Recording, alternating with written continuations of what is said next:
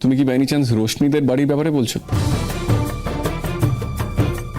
আর কাদের বাড়ির কথা বলবো? বাড়ির সামনে দিয়ে যাচ্ছিলাম, দেখলাম আন্টি ছাদে দাঁড়িয়ে আছে।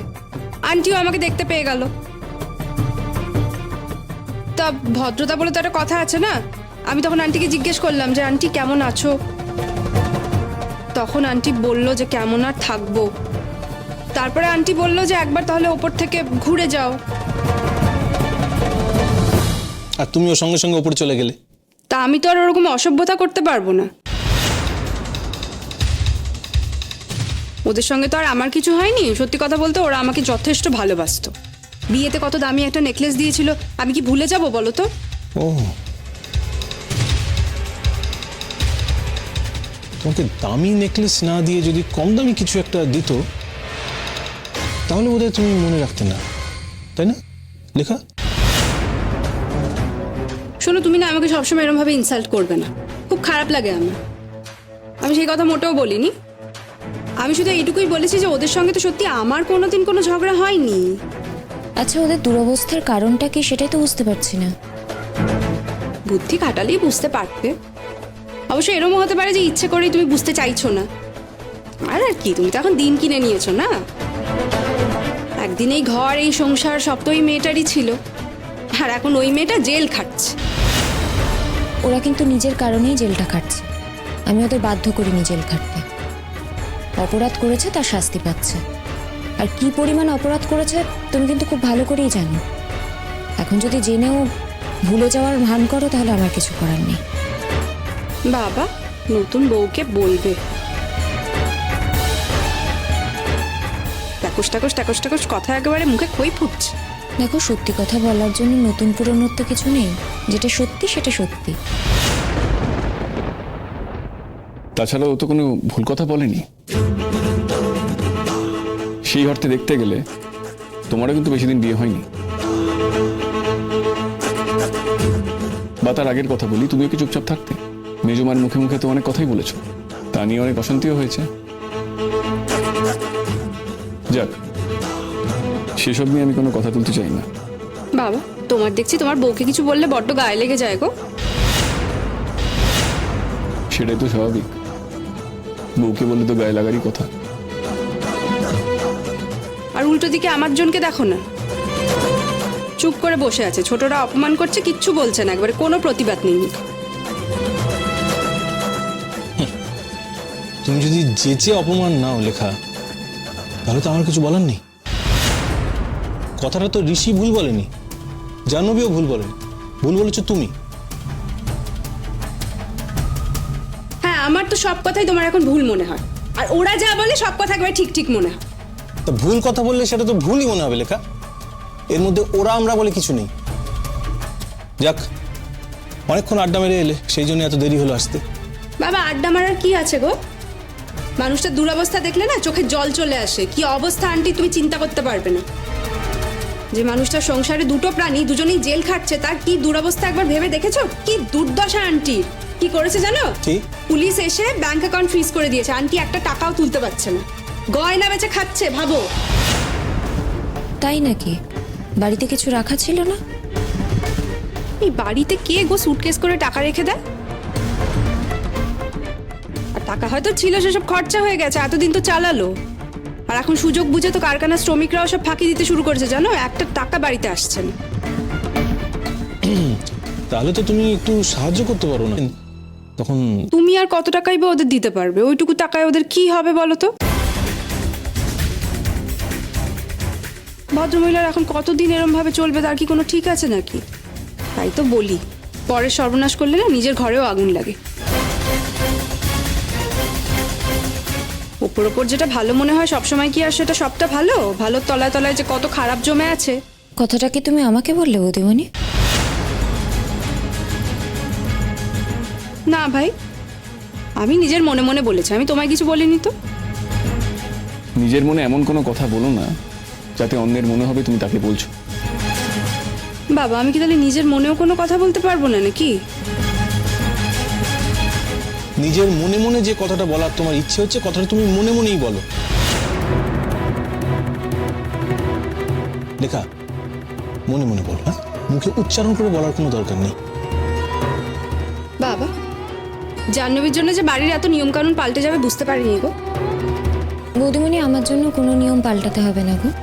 তুমি যা করতে তাই করো।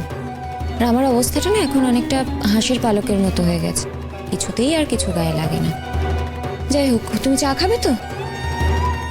না, চা আর খাবো না। আন্টি তো আমাকে এত কিছু খাইয়ে দিল বাবা। ফ্রিজের মধ্যে মিষ্টি ছিল, মিষ্টি দিল, তারপর কোল্ড ড্রিঙ্ক খাওয়ালো, তারপর কফিও খেতে বলেছিল, আমি আর খেলাম না। দাঁড়া দাঁড়া দাঁড়া, একটু আগে তুমি বললে না ওনার খুব অভাব, গয়না বিক্রি করে দিন চলছে। তা এত আপ্যায়ন তোমাকে উনি করতে পারলেন? কি আশ্চর্য! আচ্ছা, দিনে কি একটা করে মিষ্টিও খেতে পারবেন না নাকি? হয়তো এক বাক্স ফ্রিজে রেখে দিয়েছিলেন, সেখান থেকেই দিয়েছেন। আশ্চর্য কথা বলছো বাবা তুমি। আর ওদের বাড়িতে না চিরকালই এরকম, ওদের বাড়িতে লোকজন গেলে ওরা এইভাবেই আপ্যায়ন করে। ওরা বরাবরেরই হাত খোলা, বরাবরই ওদের দরাজমুখ। আমি তো আগেও গেছি গো রোশনির সঙ্গে অনেকবার, ওরা এরম ভাবেই গেস্টদের আপ্যায়ন করেন। আশ্চর্য কথা বলছো তুমি। ওদের অতি বড় শত্রু না এই কথাটা না করতে পারবে না।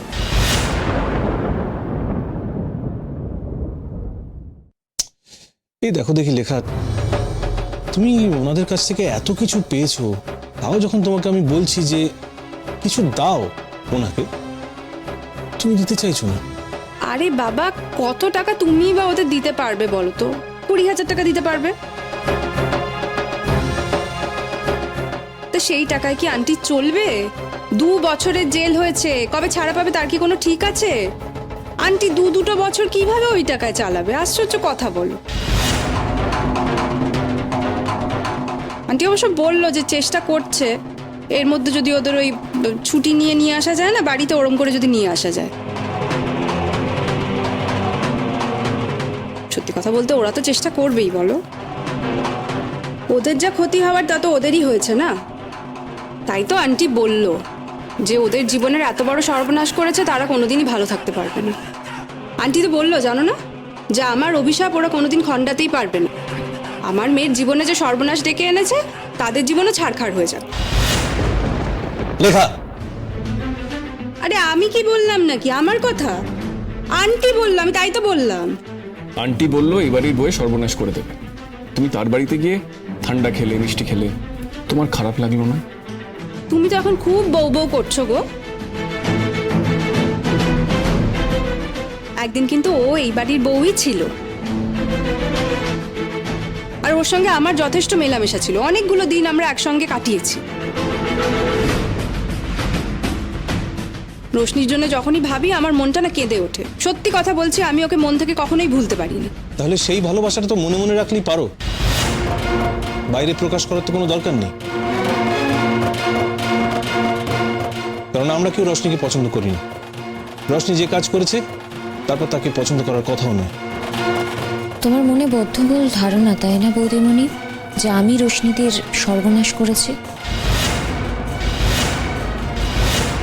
কিন্তু তোমার কি একবারও মনে হয় না যে আমার বাবা আর রোশনিদের বাবা একজন মানুষ, অথচ দেখো তিনি তার মেয়েকেই বিক্রি করে দিয়েছিলেন, আর রোশনিদের তাকে এই কাজে সাহায্য করেছিল। এই কথাটা তোমার একবারও মনে হয় না? না, এটাকে তুমি একবারও অন্যায় হিসেবে দেখো না? দেখো, অনেক রকম কথাই রটে। সব কথা আমি বিশ্বাস করি না। প্রমাণ হয়ে যাওয়ার পরেও বিশ্বাস করো না? কত সাক্ষী কিনতে পাওয়া যায় সবসময় শুনি, ওসব কথা ছাড়ো তো।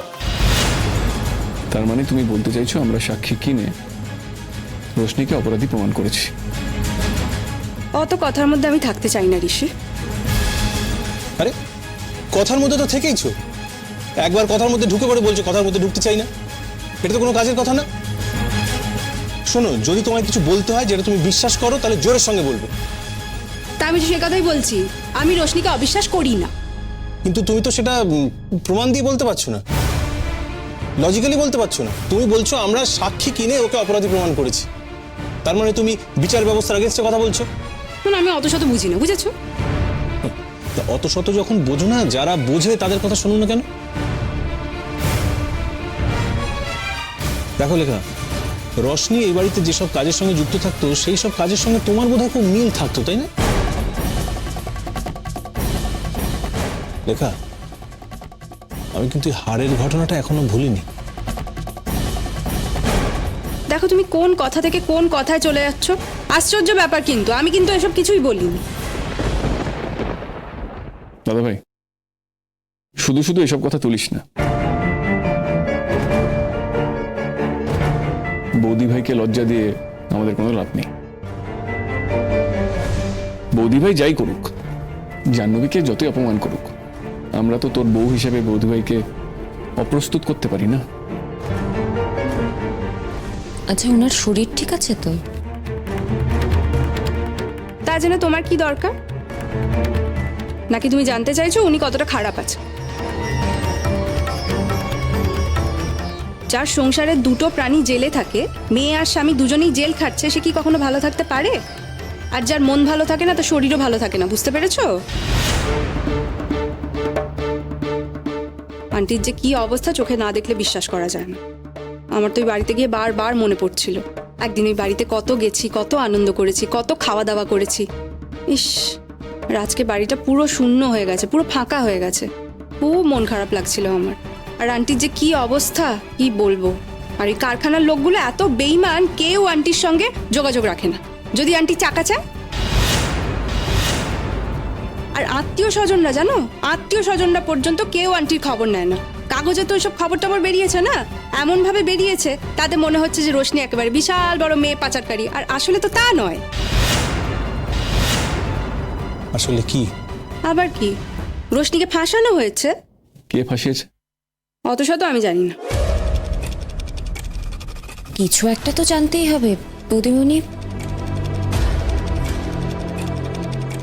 একবার বলছো জানি, একবার বলছো জানি না, তাহলে ফাঁসিয়েছি এই কথাটা বলছো কেন বলো? আসলে কি বলো তো, তুমি তো আমাকে পছন্দ করো না, সেই জন্য একবারও তোমার এটা মাথায় আসছে না যে আসলে ফাঁসানোটা আমাকে হয়েছিল। যাই হোক, আমাদের তো আর কেউ না।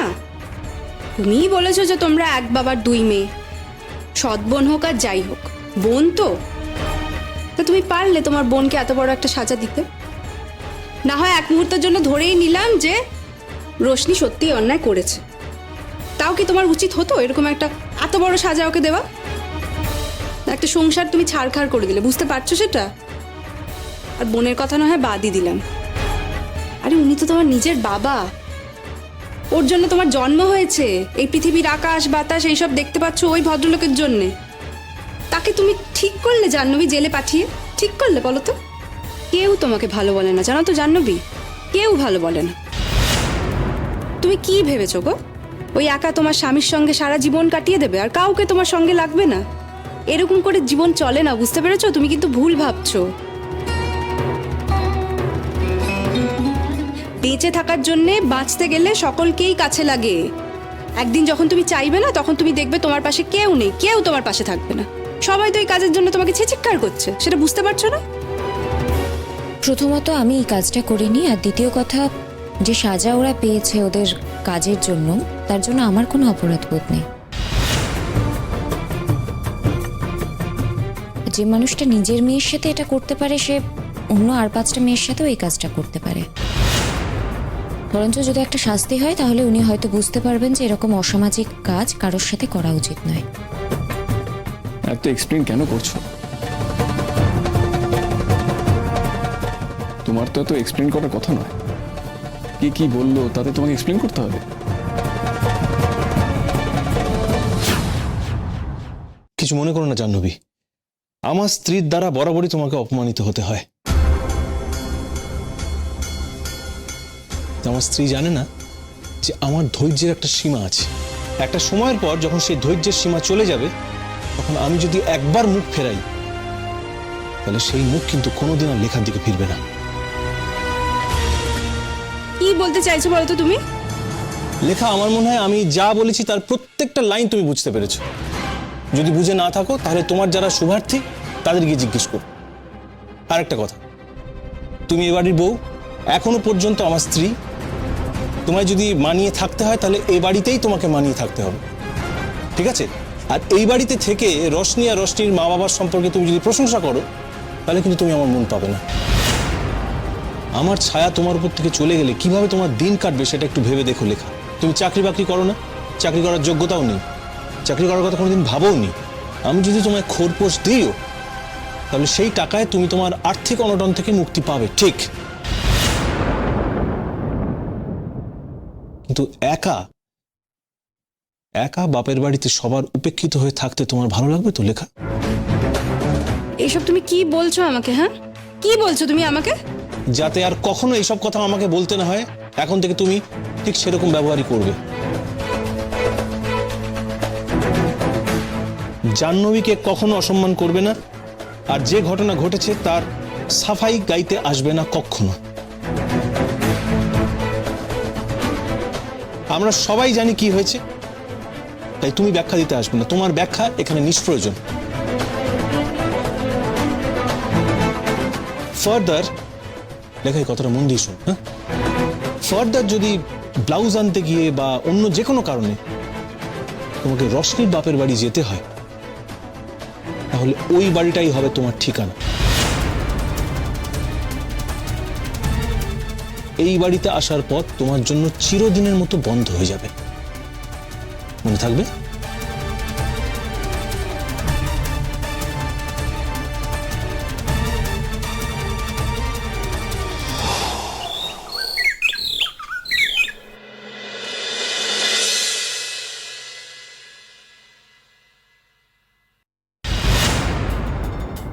আন্টি আসবো? কি ব্যাপার বলো তো? তুমি এখানে কি করতে এসছো? কালকে লেখা দিয়ে এখানে এসেছিল। হ্যাঁ এসেছিল তো। তুমি কি তার জবাব দিয়ে চাইতে এসেছো? আচ্ছা, তুমি আমার বাড়িতে ঢোকার সাহস পেলে কি করে? একটা কথা মাথায় রেখো কিন্তু, আমি যেমন ভালোর ভালো তেমন খারাপের খারাপ। আমার সবকিছু হারিয়ে সবকিছু খেয়ে ফেলেও তুমি শান্ত হওনি, তাই না? আন্টি, তুমি আমার উপরে মিথ্যেই রাগ করছো। আচ্ছা, তুমি একটা কথা ভেবে দেখো, আমার জায়গায় যদি তোমার মেয়ে থাকতো আর তোমার মেয়ের সাথে এই ঘটনাগুলো ঘটতো তাহলে তুমি মেনে নিতে পারতে? আর আমি তো অনেক কিছু সহ্য করেছি, ওদের জীবন থেকে তো চলে যেতেই চেয়েছিলাম, সেই জন্য বিয়েতেও রাজি হয়ে গিয়েছিলাম। কিন্তু বিয়ের পরে যে ঘটনাগুলো ঘটানো হয়েছে সেগুলোকে তুমি ঠিক বলে মনে করো? ভাই শোনো, কেউ কিচ্ছু করেনি। তুমি একটা মিথ্যেবাদী মেয়ে, তুমি একটা চরম শয়তান মেয়ে। আপনি নিশ্চয়ই একদিন বুঝতে পারবেন আপনি আমাকে আজকে যেটা বলছেন সেটা ঠিক বলছেন না। একদিন আপনি বুঝতে পারবেন যে আমি মিথ্যেবাদী নই আন্টি। আচ্ছা, যারা যারা ওই বিচারের মধ্যে ছিলেন তারা কি সবাই মিথ্যেবাদী? টাকা খাইয়েছো, বুঝলে? টাকা খাইয়েছো, ঋষির ঘাড় ভেঙে ওদের টাকা খাইয়েছো। আচ্ছা, আপনাদের টাকা তো ঋষির থেকে অনেক বেশি, আপনারা চাইলে টাকা খাওয়াতে পারতেন না? আর আপনার কি মনে হয় আন্টি যে টাকা দিয়ে সব কিছু হয়? হ্যাঁ, টাকা দিয়েই তো সব হয়। আসলে কি বলতো, আমার স্বামী তো ভালো মানুষ আর আমার মেয়েটা তো খুব বোকা না। ওরা বুঝতে পারেনি যে তোমরা টাকা দিয়ে সমস্ত সাক্ষী কিনে নেবে আর কেসটাকে পুরোটা উল্টে দেবে। আন্টি, সাক্ষী কিন্তু ওভাবে কেনা যায় না, আর আমরা সাক্ষী কিনিও নি। আর যাই হোক, ঋষির কিন্তু অত টাকা নেই। আপনি ভুল করছেন। আমি কিন্তু কিছুতেই কিছু করতাম না যদি শেষ পর্যন্ত রোশনীতি স্যারের কোনো ক্ষতি না করত। কিসের? হ্যাঁ, কিসের এত পিরিত তোমার স্যারের সাথে? খুব তো স্যার স্যার স্যার স্যার করে চলেছ। স্যারকে পেয়েছিলে কোথায়? স্যারের বাড়ি কাজ করতে গিয়েই তো স্যারকে পেয়েছিলে। সব ঠিক, কিন্তু আন্টি তুমিই বলো, কাউকে ভালোবাসায় কি কোনো অপরাধ আছে? কাউকে শ্রদ্ধা করায় কোনো অপরাধ আছে? কোনো মানুষ যদি বিপদে পড়ে তার পাশে দাঁড়ানোটা কি অপরাধ? আজকে যদি স্যারের জীবনটা সব ঠিকঠাক থাকতো তাহলে আমি কোনোদিনও রোশনীদের জীবনে ঢুকতাম না। স্যারের যদি চাকরি চলে না যেত, স্যারকে এরকম অসম্মানিত হতে না হতো, তাহলে এরকম একটা স্টেপ আমি কোনোদিন নিতাম না। কিন্তু স্যারের অপমানটা আমি সহ্য করতে পারিনি। তাই নাকি? হুম, তোমার কি মনে হয় বলো তো, রোশনির থেকেও স্যারের উপর তোমার দরদ বেশি? আসলে কি বলতো, এই তোমাদের মতো মেয়েদের না আমি খুব ভালো করে চিনি। তোমার মা যে ধরনের মেয়ে, তুমি ঠিক সেই ধরনেরই মেয়ে। আন্টি, আপনি আমাকে যা বলছেন বলুন, কিন্তু আমার মার সম্পর্কে প্লিজ কিছু বলবেন না। আমার মার সম্পর্কে বললে মেয়ে হিসেবে এখানে দাঁড়িয়ে দাঁড়িয়ে আমি কিন্তু সেটা শুনতে পারবো না।